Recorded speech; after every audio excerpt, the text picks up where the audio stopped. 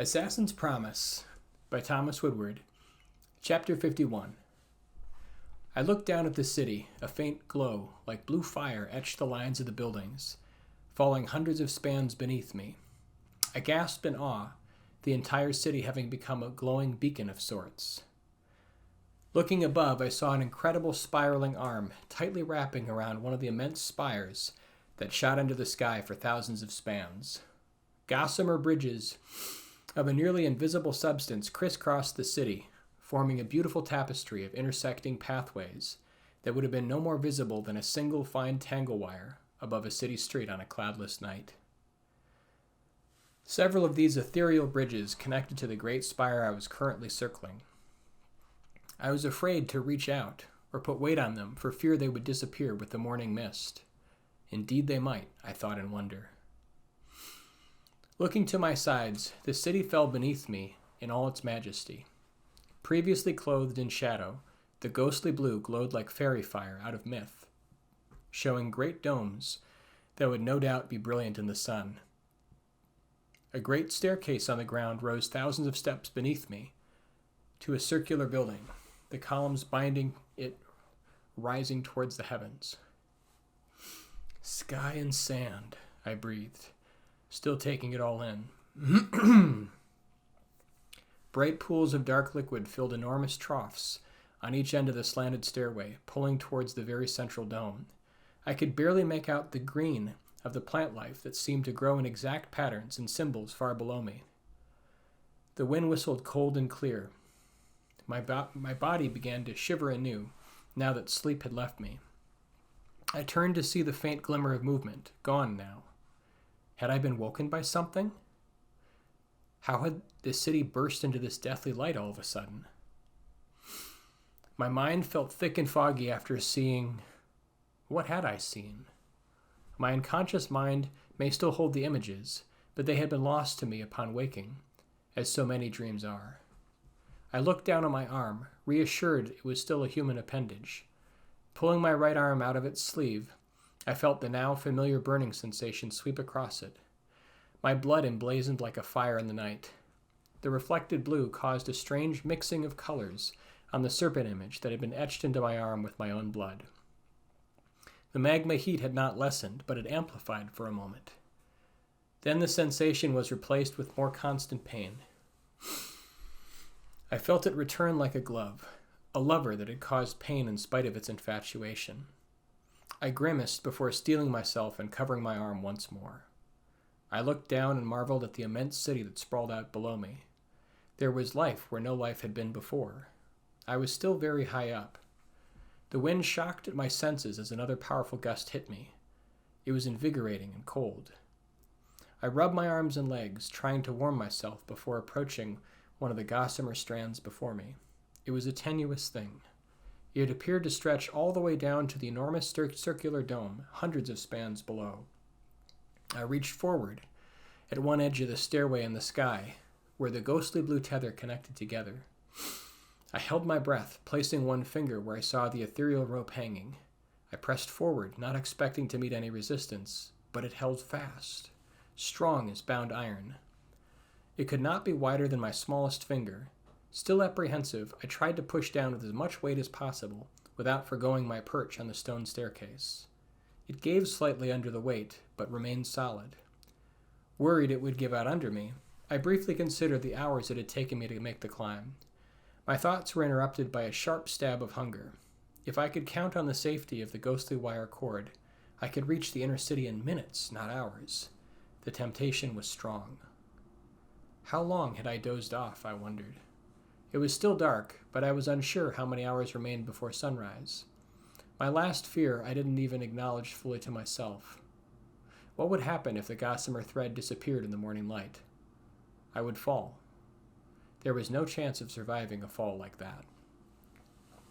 The wind rose again, blasting me with frigid air. I was still weary, and worried of dozing off if I didn't start moving again. Taking in a deep breath, I steadied my frantic mind and stepped onto the strand, placing my weight onto it fully. It held. Frantic relief rushed through me. The next nearest strand was more than 10 spans farther out. I would not be able to leap to it if this one gave out. Committed fully, I chose to crawl along its length on my belly, instead of walking it like a tightrope. The ground loomed far off, still a dizzying height below me. I concentrated on placing one arm in front of the other, praying my muscles would not give out before I could make the sharp descent. As I traveled downwards, other gossamer chains came into view, having been invisible from my initial position. A cool mist began to spread beneath me. It began to blur the ground and structures from my view. It was gathering at a steady rate. Looking above me, I could see a heavy layer having formed already. I was unable to make out the staircase in the sky that I had climbed down from. Cursing myself, I realized I had not had the presence of mind to see how the covered ceiling had been secured. The mystery of it still tugged at me. I could see the faint line of blue disappearing into the mist above me. It was gathering thickly and seemed to be traveling downwards with ominous speed. Worried that I would stumble into a wall or lose my balance, I hurried my pace. However, it became obvious to me that the pace I kept, crawling on my belly, would leave me overtaken as the mist continued to descend. The mist above me appeared to be cool and thick. I had an unnerving feeling about what might happen if I let it touch me. My mind addled by lack of sleep, I decided to stand, trusting my weight to carry me down faster along the ghostly rope. Thinking about standing on the precipice of nothing and actually doing so are two very different things, however. I managed to stand for a moment, but began to tip precariously before madly grabbing at the ethereal tether under my feet. My arms were getting an intense workout. They would have to hold. Inching along on my belly, I felt the mist begin to descend around me. A very strange feeling fell over me. I saw sharp cracks of lightning and dim explosions of sound that sounded incredibly far off. My vision began to blur. Holding my breath, I hurriedly gripped the glowing cord and lowered myself down so that only my hands held me in place. Placing one hand over another, I continued madly forward, keeping myself below the line of mist as it descended further. My eyes searching frantically, I saw an intersecting point of several blue lines beneath me, maybe a span or two across. I felt a strange sensation as the mist touched my arm from above, and I pulled by like I had been burned. Holding in a scream of terror, I let go. For a moment, I felt a great pull on me. Then I fell at a terrifying speed, nearly missing the dim bands of ghostly rope that sat beneath me. I felt an incredible reverberation through the core of my being as I grabbed one of the lines and held fast. I wasted no time before looking above me and saw a swirling gray and white mass of mist. It boiled outwards like a living thing, an arm of mist shrinking back from where it had shot out to meet me just a moment ago. The color of the mist was changing, roiling like a thunderstorm. Flashes of light dimly shone from within. I wasted no time hanging there in speculation. My arms burned from supporting my weight, but I knew I must not let go. I swung down further, arm over arm, still hundreds of spans over the dim street beneath me. Another cluster of blue strands was beneath me.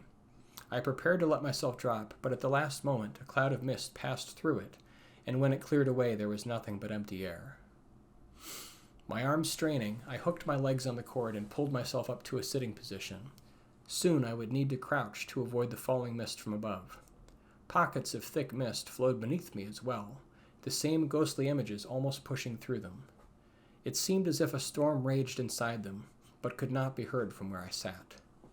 Time pressing on me, I rose to a standing position while I was still able, and took a step forward, almost slipped, and then began running. A pocket of mist beneath me moved like a misshapen squid, pulsing and shooting out billowing arms as I passed it. I ducked as I ran on, no longer caring where the blue fire tether would take me. I felt as if I must be dreaming, but the stark feeling of dread overtook me when I considered falling off my one point of contact. The thin line of blue fire seemed to be the only thing that separated reality from madness.